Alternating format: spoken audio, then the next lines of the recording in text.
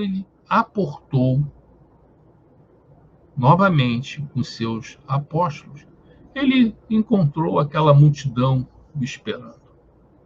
E aí Jesus se apiedou, ele sempre se apieda de nós, da nossa ignorância. E aí ele se apiedou e começou então a atender a todos. Jesus fazia quase como que um atendimento fraterno. Entretanto, o tempo foi passando e veio a necessidade da alimentação. E vem acontecer então a primeira multiplicação dos pães e peixes. E quando Jesus multiplica pães e peixes, há uma alegria muito grande nas pessoas, né? Porque elas começaram a ver Jesus até de uma outra maneira. Poxa, seria muito bom que Jesus fosse rei, porque assim nós não precisaríamos mais trabalhar durante o dia no sol, na agricultura, ou nas noites pescando nas noites frias do lago.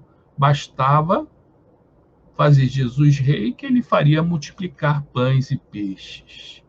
E Jesus se preocupou, porque ele não viera a ser reconhecido como Messias numa condição como essa.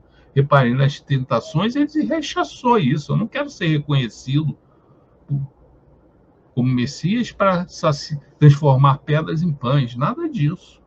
Ele se afastou e os apóstolos, depois que o movimento se acalmou, porque Jesus se afastou dali rapidamente, ele não queria se envolver nisso. Aí a multidão se aquietou, porque se saciou, se alimentou, e os apóstolos começaram a retornar para Cafarnaum, mas sem o mestre. E foi então que aconteceu aquela famosa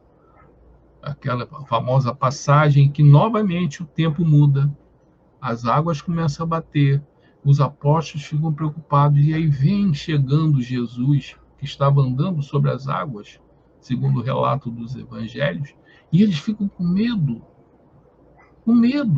E aí Jesus, não temam. E aí chegou até a afirmar: venha Pedro, venha a ter comigo.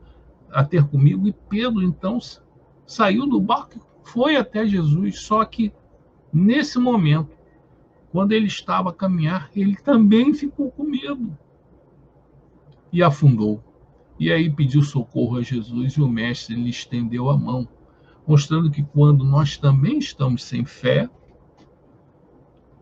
como estamos sem fé, vem o medo, e aí nós também afundamos. Essa é a verdade. Mas tenhamos a certeza que nós sempre poderemos contar com aquela mão salvadora de Jesus, como Pedro contou.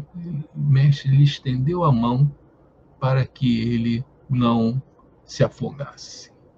Então são essas passagens que nos marcam a importância da fé como uma inspiradora para nós, de coragem, para que nós possamos enfrentar as situações da vida. Coragem não significa ausência de medo, significa controle do medo.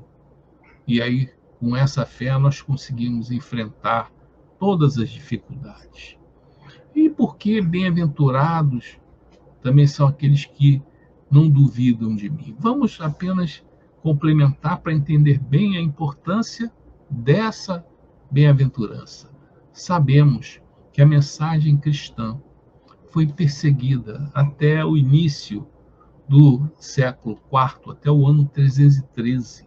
Porque no ano 313, Constantino, que foi um imperador que conseguiu subir ao poder ao vencer um outro imperador em disputa pelo poder máximo romano, colocando uma cruz e as iniciais do Cristo nas suas flamas e escudos, porque ele teve essa visão. E como ele ganhou uma batalha que era improvável, porque o seu exército era muito menor, e ele estava preocupado e conseguiu vencer.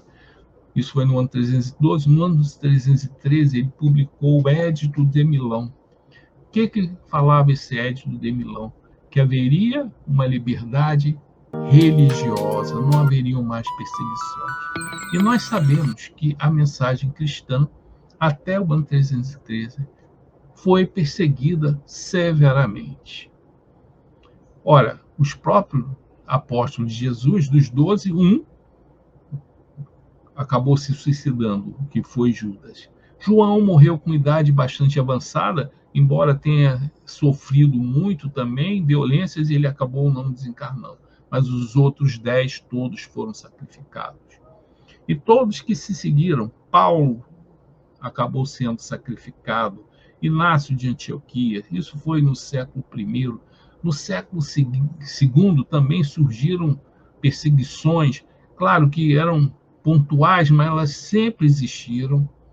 Mas essas perseguições seriam muito mais intensas no século III, principalmente ao final do século III, quando os imperadores romanos todos eram soldados, e as perseguições foram as mais cruéis que vocês possam imaginar.